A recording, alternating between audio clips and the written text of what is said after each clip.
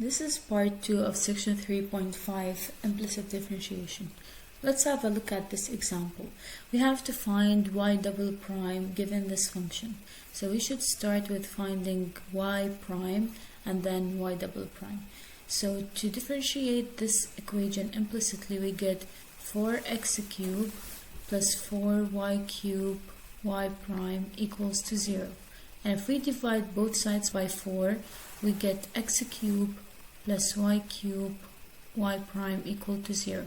Now to solve for y prime, x cubed has to be outside, so we will get y cubed y prime equal to negative x cubed, and then dividing both sides by y cubed, this is what we get, y prime equals to negative x cubed over y cubed.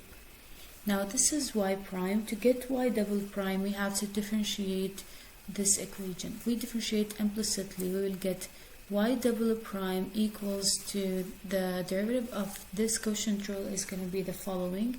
So the derivative of the numerator is going to be 3x squared. The denominator will be 3y squared y prime. So using the quotient rule, we get y cubed multiplied by the derivative of the numerator, which is a 3x squared minus a 3y squared y prime multiplied by x cubed over y cubed power 2. So basically this is the expression we get, but y prime, it's preferable to replace it with an expression in terms of x and y. So we will use this expression right here. So this will become negative out, and this will be 3y cubed x squared minus 3y squared multiplied by negative x cubed over y cubed, and here we have x power 3 over y power 6. So basically, as you can see here, we can do some simplifications. Here we have y2 over y power 3.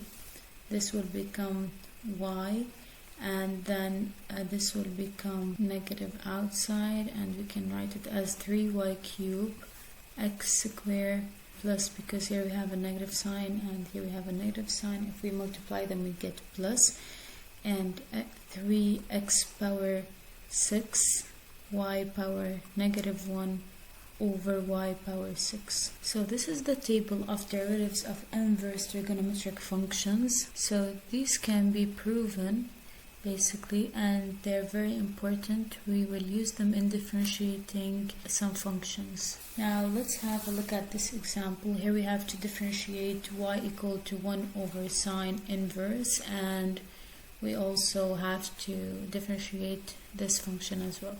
To start with part A, here we have y equals to 1 over sine power or sine inverse x. This is basically can be considered either as a quotient rule, or we can write it in this way, sine inverse x power negative 1, and we can differentiate it using chain rule.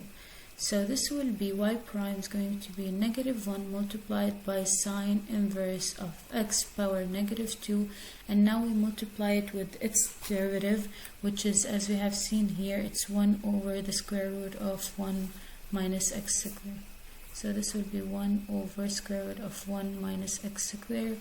This can be written as negative 1 over sine inverse x power 2 square root of 1 minus x squared. So this is for part A.